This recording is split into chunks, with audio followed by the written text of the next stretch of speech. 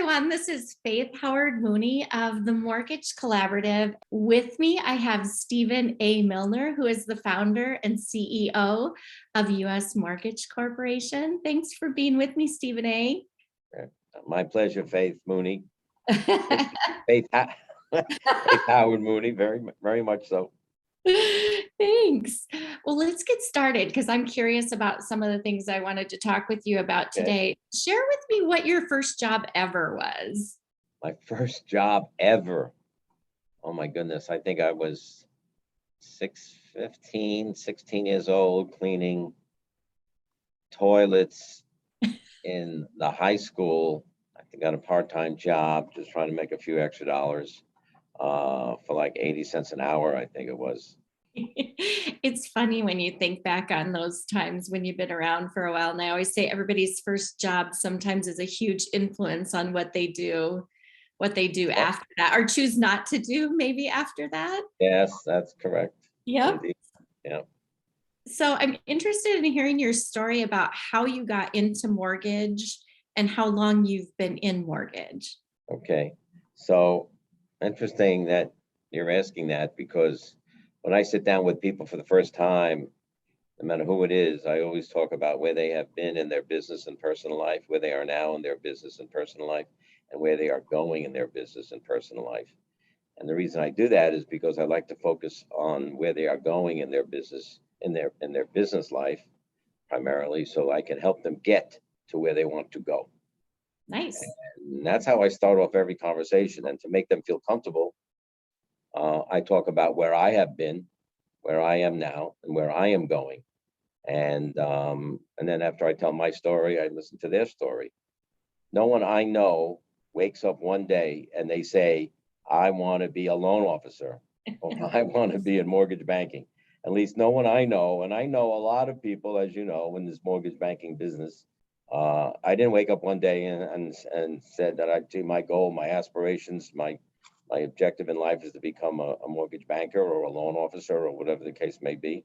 I had no idea what that was. So it started out, my parents were from the Bronx in New York. My father was a carpenter. My mother was a civil service employee. And they got married, and then they moved to Los Angeles so that my father can work on Disneyland as a carpenter. Oh, wow. In LA. And I was born in Los Angeles.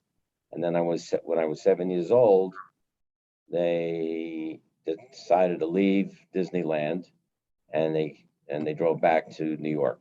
And they got an apartment there, and then they moved to Bayside, and then they bought a house in Suffolk County, Long Island, in a community called Brentwood. Brentwood was then and still is the largest Hispanic Latino community in New York State. And many people don't realize this, other than the boroughs of New York. It's the largest Latino community. So that's where I grew up. I went to high school there, graduated high school. And that's where I actually got my first job that we were just talking about for 80 cents an hour or whatever it was. I graduated high school. Then I went to college on Long Island. I got a degree in civil engineering. And I've always had a passion for bridges and tunnels and roads and so on. But my main passion, I discovered later on, was to serve as a mentor, to teach. So I got an additional degree in education, teaching kindergarten through 6th grade. Then I got another degree teaching from grade 7 through 12 in mathematics. And I taught geometry, trigonometry, advanced calculus. So I was teaching, and I was going to school at night, pursuing my master's and my doctorate program because I wanted to become a principal. Needless to say, I got married in 1973. My son, Scott, who's currently, as you know, Scott is the president of U.S. Mortgage. He was born in 1978. My wife was a school teacher at the time. I was a school teacher. We were making about $30,000. We felt that she should stay home. So I decided to do anything I can do. I tutored math from house to house for $1.25 an hour. Just to be clear, that's 1.25 per hour. So doing that, I sold Amway cleaning products, that multi-level marketing concept. And I sold Shackley vitamins To this day, I still take like 43 vitamins a day because with the multi-level marketing concept, you become their best customer, you know. So anyway, Do well.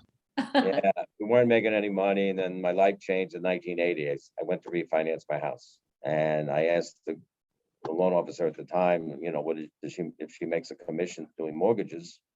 And she said yes. So I asked her to introduce me to her boss, which she did. And I sat down with him, and he said to me, I told him that this is something I may be interested in doing, at which point I asked him, do you have any training? Do you provide any training? He said no, because I was working part-time.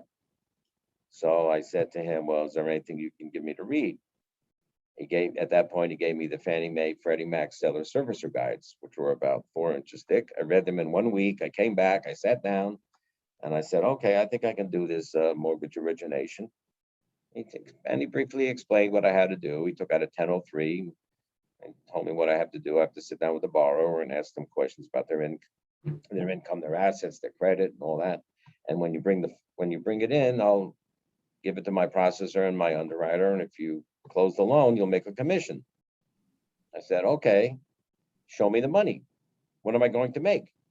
He says, you're going to make 12.5 basis points on every loan. Oh, Faith, what do you think I asked at that time? for more. No, I said to him, I said to him, that sounds good, except You for don't one even know thing. what a basis point is. Exactly. I said, what is a basis point?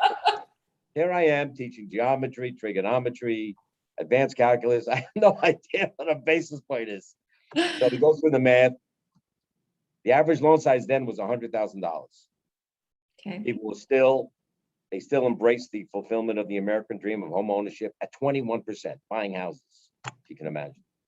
And I did some quick math. $100,000 loan would be $125. If I close 4 loans, I'm going to make $500. If I close 8 loans, I'm going to make $1,000 in a month. If I can do that every month, I'm going to make about $12,000. I'm only making about 15 as a school teacher. Right. So I gave up all my part-time jobs, and I thought my wife then was going to stick a fork in each eye, because now I'm not making any money except a commission on originating mortgages. Oh, But because I didn't receive any training, Faith, my first 24 deals that I took never closed. I made $0 because I didn't receive any training.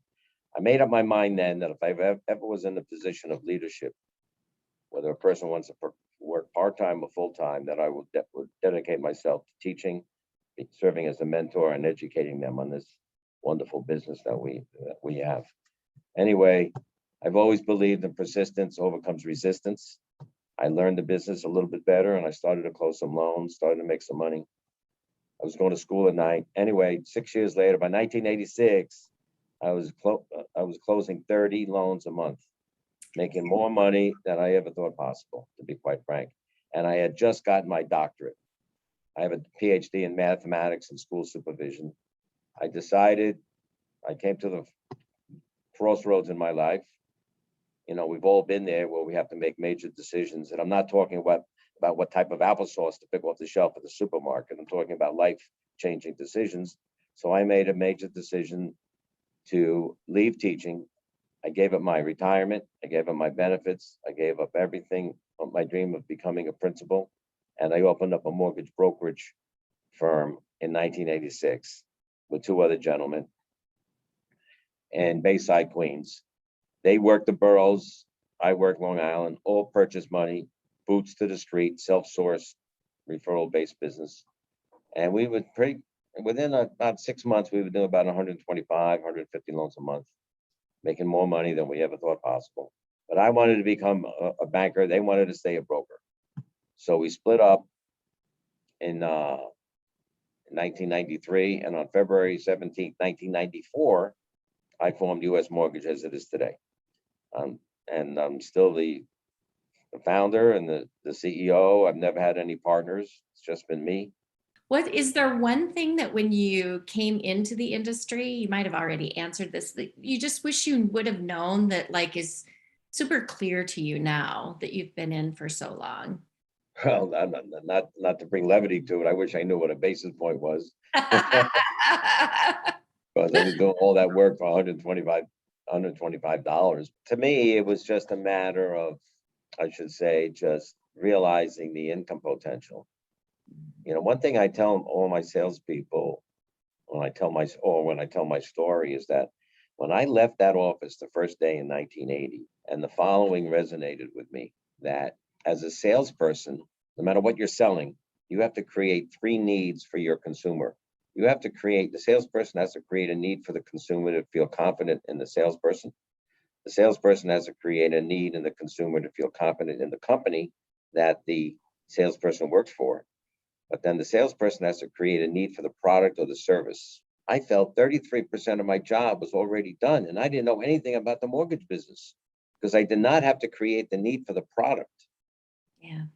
All I had to do worry about was creating the need for me and for the company I work for. If somebody's looking for a mortgage, the need for that product, that service is already created, whether it's a purchase contract subject to a mortgage, or they want to refinance their home for whatever reason. And that was such an enlightening experience I'll never forget that. If you weren't in mortgage banking, would you still be teaching or would you be doing something else? Interesting. I would probably pursue being a principal. Yeah. No, and that's why we all experience those crossroads in our life, where we reach the fork in the road. Yeah. Those decisions are very tough, not easy to make, especially when you're a spouse, when you have a family and children that you have to support. It's a tough decision. But Yep. Liz today. That's not changed for sure. Yeah. Tell me, last kind of not really question, but tell me your favorite Milnerism. My favorite Milnerism is life is not about being right, it's about doing right. And I think many of us get hung up on being right. I don't believe in that. I believe that we instinctively know what the right thing is to do.